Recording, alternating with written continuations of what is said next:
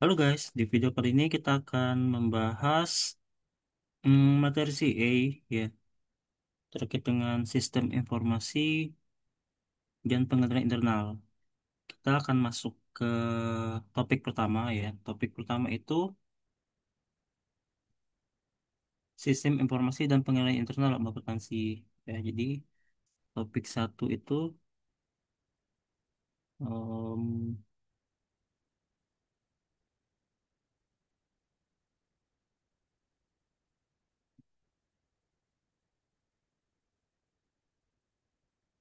ya,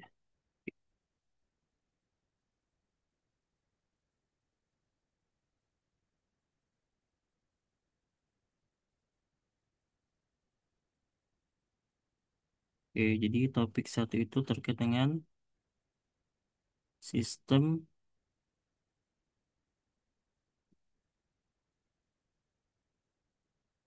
informasi dan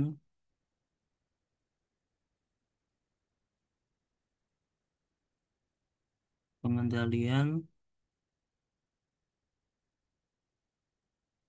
internal dalam akuntansi.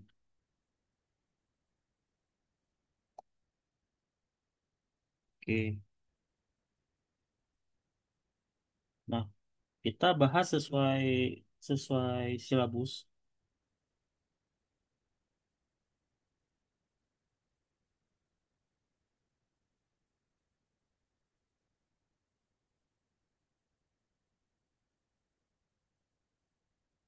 Oke.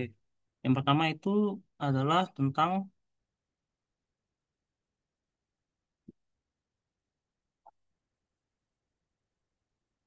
LO1. In,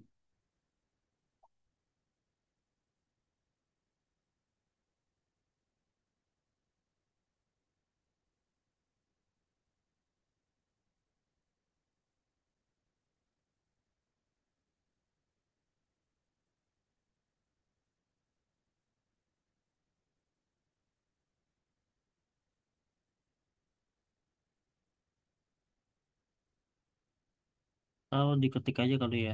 Ini lebih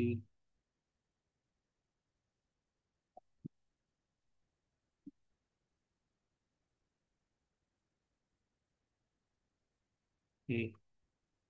Nah, jadi LO1 itu adalah menjelaskan pengertian sistem informasi.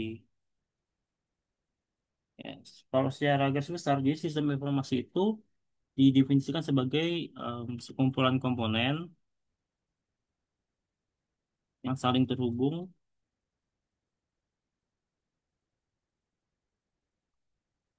di mana dia ngapain aja. Yang pertama, dia mengumpulkan, mencatat, dan menyimpan maupun memproses data. Di mana nanti hasilnya ini akan digunakan untuk pengambilan keputusan. Ya, jadi kita nanti akan breakdown sesuai dengan silabus. LO1 itu apa gitu ya, LO2 apa dan sebagainya. Nah, terus kita masuk ke LO2 atau learning objective yang kedua.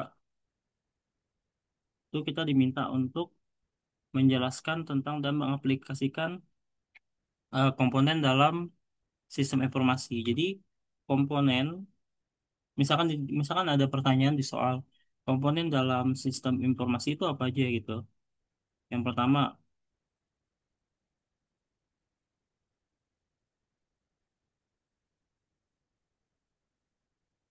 ini sebentar di mana ya?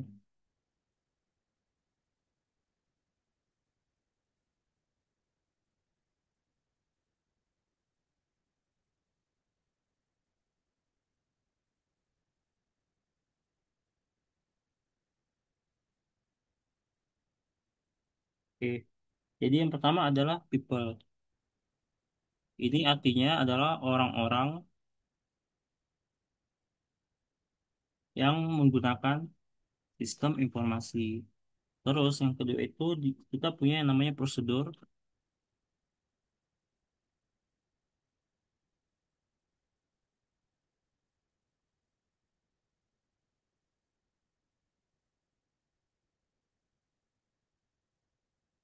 Prosedur dan instruksi. Ya, ini untuk apa sih? Dia digunakan untuk mengumpulkan, memproses, dan menyimpan data. Jadi step-stepnya seperti apa? Ini sengaja kayaknya mending diketik karena kalau tulisan takut kurang rapi. Yang ketiga itu kita punya data. Ya, ya. Jadi data ini apa sih nanti segala informasi terkait dengan aktivitas ya,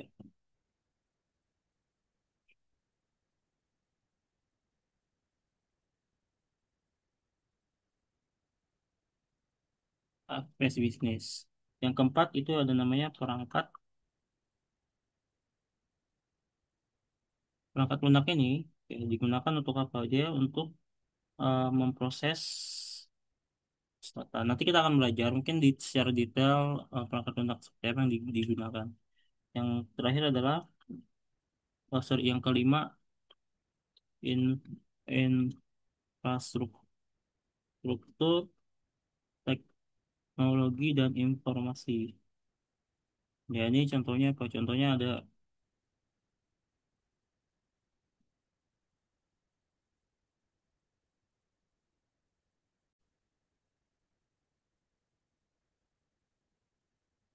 ini termasuk misalkan komputer,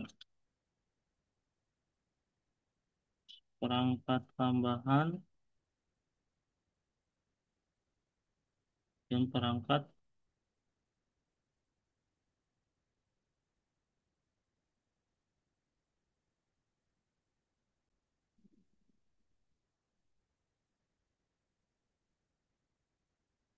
Oke,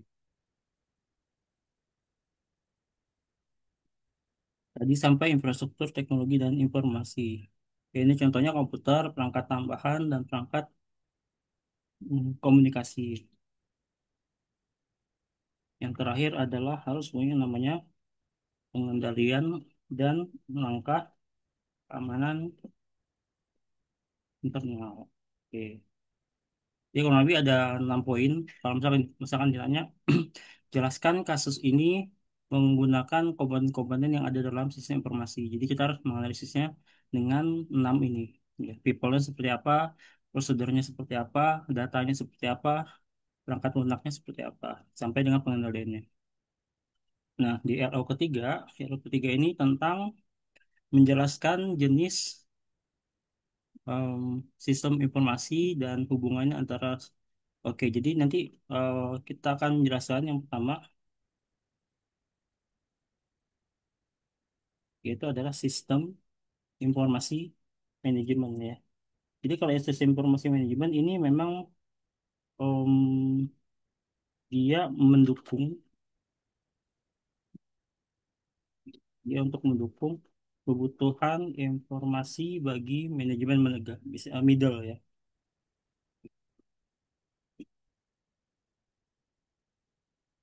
Nah, biasanya juga digunakan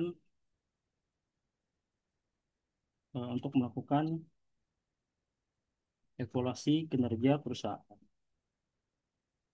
Ya, jadi nanti di sistem informasi manajemen ini kita akan tahu ya beberapa informasi misalkan mengenai kinerja keuangan em, pada masa sekarang, termasuk juga operasionalnya, kegiatan bisnisnya. Kemudian sistem informasi juga dia mencakup data dari database seluruh perusahaan, database laporan ya. Terus kalau dia dalam bentuk laporan, ya laporan ini bisa nanti bentuknya harian, mingguan atau bulanan. Ya, laporan ini nanti dipakai untuk menjadi dasar dari prosedur penyelesaian masalah-masalah rutin yang telah ditetapkan sebelumnya. Jadi kalau ada masalah-masalah em, saat ini ya kita pakai diagnostik control system itu melalui laporan untuk bisa menyelesaikan masalah-masalah tersebut. Yang kedua adalah ada yang namanya sistem informasi akuntansi. Ya, jadi ini dirancang ya. biasanya untuk apa? Untuk bahan bukti audit biasanya. Ya, untuk menghasilkan data keuangan. Jadi secara garis besar juga kita bisa bilang kalau sistem informasi akuntansi ini adalah alat agar manajemen dapat bisa melaksanakan fungsi-fungsinya secara efektif, efisien, dan efektif. Gitu.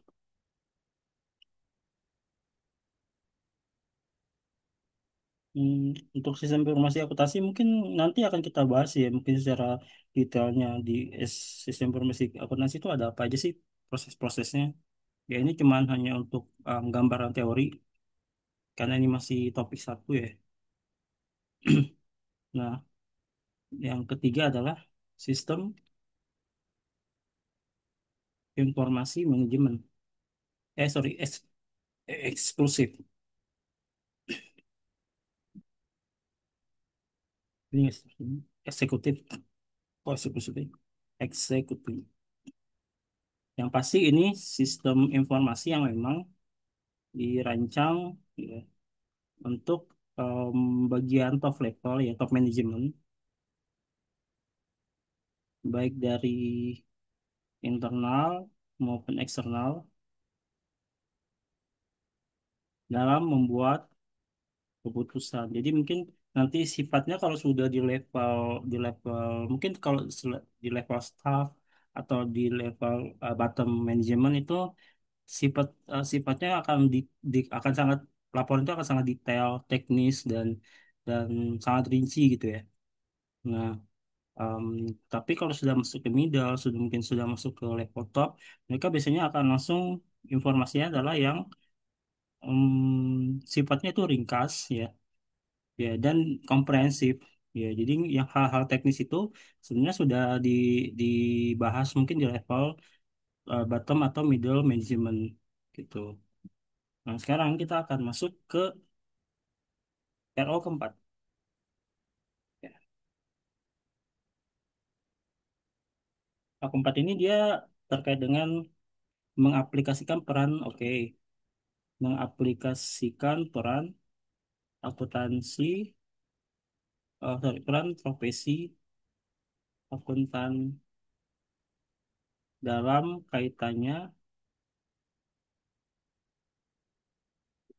sorry, dengan sistem informasi. Jadi, apa sih peran apa aja yang dapat dijalankan ya, yang memang dia terkait dengan sistem informasi. Yang pertama, pasti kita tahu itu ada auditor, kemudian ada manajer manajer sistem akuntansi, ya. Terus ada konsultan pajak akuntansi ataupun konsultan. Ya, jadi banyak sih. Ada yang nanti em, auditor internal, auditor eksternal, ya termasuk yang tadi kelompok auditor. Oke, jadi kalau memang ada pertanyaan terkait ini ya kurang lebih ini gambaran. Terus yang RO5,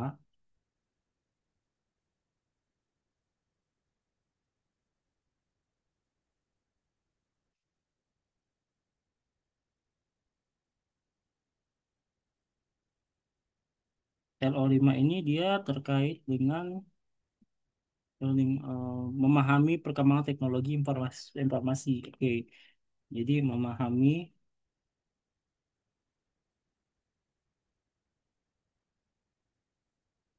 perkembangan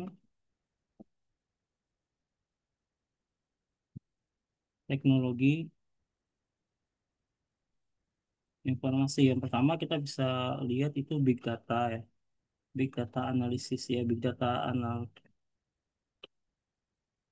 analisis ini dia hmm, jadi perusahaan ya, bagaimana perusahaan untuk bisa apa ya melakukan analisis terhadap data dengan jumlah yang besar. Misalkan kita ambil contoh di kalau di buku itu disebutkan contohnya itu adalah Bank of America, dia mampu menganalisis 50 juta pelanggannya sekaligus.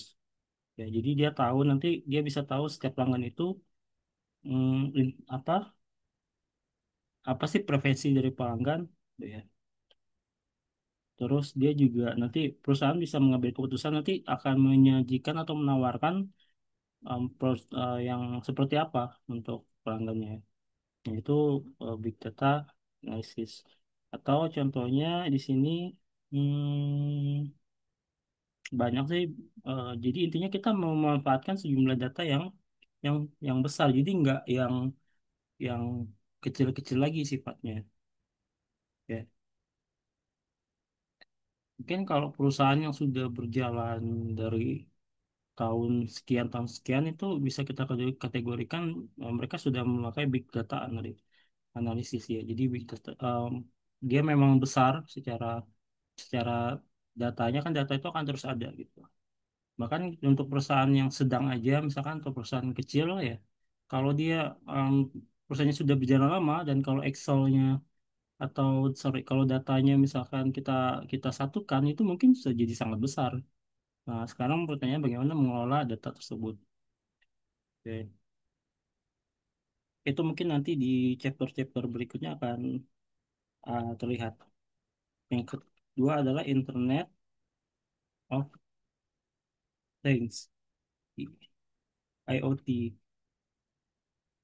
Internet of Things itu kita kayak membayangkan kalau misalkan perusahaan di kehidupan sehari-hari kita semuanya terhubung terhubung dalam koneksi jaringan. Contohnya apa ya? Misalkan kita punya CCTV.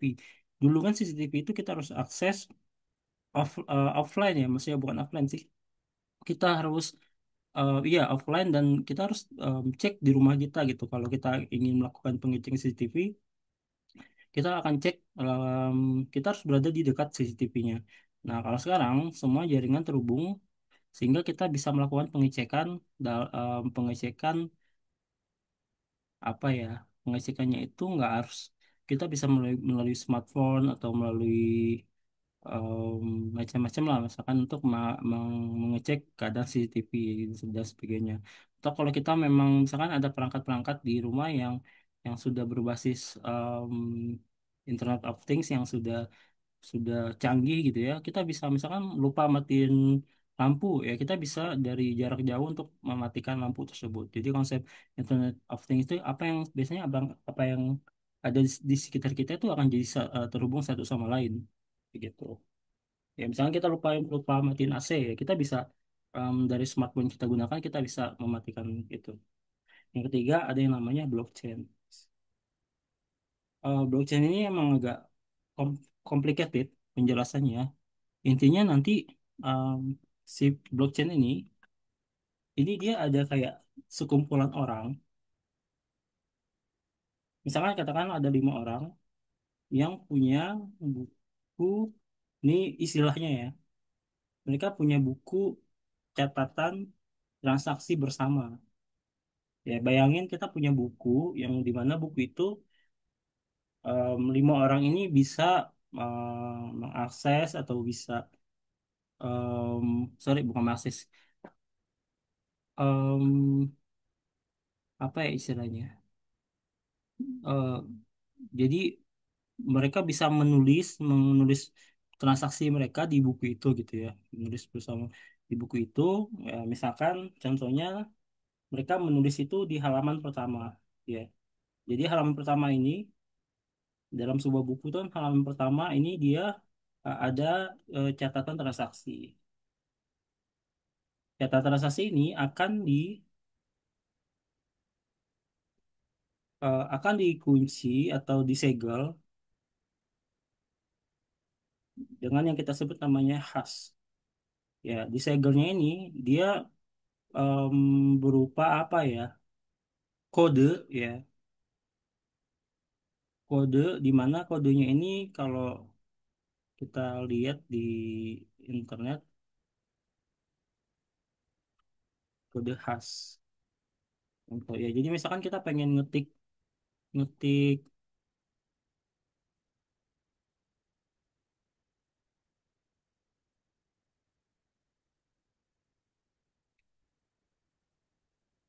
ada nggak ya contohnya?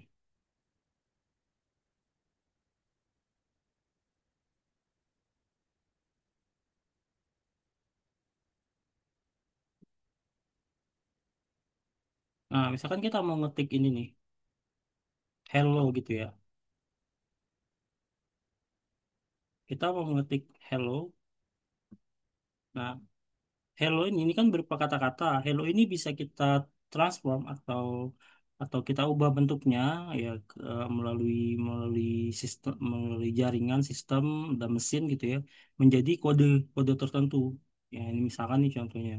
Nah, kode tertentu inilah yang nanti em, akan digunakan em, ini akan digunakan sebagai dasar untuk membuka. Ya, jadi catatan ini dia terkunci, tersegel untuk membuka segel segel blok ya. Nah, karena blok satu sudah digunakan, maka ini untuk em, segel apa namanya? Segel blok yang khasnya ini ada di nanti di halaman kedua. Ya, jadi dia karena orang pertama kan pasti dia akan megang blok satu atau halaman pertama. Nah, blok kedua ya atau halaman kedua itu baru nanti di antara 5 orang ini siapa yang bisa membuka membuka kode ini gitu, kode khasnya ini. Ya, jadi em, kita nggak akan dikasih tahu ini kayak apa kata-katanya, tapi kita akan disajikan kode ya kode khasnya ini kita akan disajikan kode khasnya ini kan kode yang di halaman satu tapi ini nanti bisa jadi base jadi dasar untuk yang istilahnya kita sebut kode new new hash gitu ya kode yang baru jadi yang kode yang lama ini yang di halaman satu ini jadi dasar untuk membuka kode yang di halaman dua nanti akan ada yang namanya nonce nonce itu hmm, kita pengen kode khasnya ini depannya 0000. Nah, sekarang nonce-nya ini dia kombinasi kombinasi biasanya angka. Jadi angka berapa aja yang harus kita masukkan ya, dimasukkan ke dalam sistem gitu ya. Sehingga nanti angka depannya 000 plus nanti ada kode apa F, E, rapat dan sebagainya nanti. Nah, ini kita harus menebak nih kombinasi entah 4 angka, 4 digit, entah 3 digit. Ya, sehingga depannya tuh harus 000. Kalau ini kan belum 000 ya. Depannya tuh harus 04 sehingga nanti apa namanya orang yang bisa kayak meretas lah ya, menghack gitu atau bisa membuka membuka kode ini. Nah, orang yang bisa membuka membuka yang blok 2 ya, blok 2 dan seterusnya. Nah, nanti dia biasanya ada reward tertentu. Nah, nanti kita lanjut ke blok 3 gitu ya. Di halaman ketiga sama kita pakai kode yang baru, new hash yang di halaman 2 ini tuh jadi kode kode sebagai previous kode di halaman ketiga dan seterusnya dia sampai blok sekian apa ratusan ribuan blok gitu ya mungkin ya. Nah, dia akan terus mengulang sistemnya. Kita harus menambahkan nonce ini kita harus ngisi angka berapa sih ya. Mungkin nanti ada di videonya gitu ya. Nanti akan coba aku share di halaman deskripsi itu menjelaskan tentang konsep cara kerja blockchain. Mungkin sekian untuk video kali ini karena nggak terlalu panjang. Ini sudah mencakup lima topik, 5 learning objektif dari 5 topik. Dari topik pertama. Oke, sekian untuk video kali ini. Kita lanjut ke video berikutnya. Terima kasih.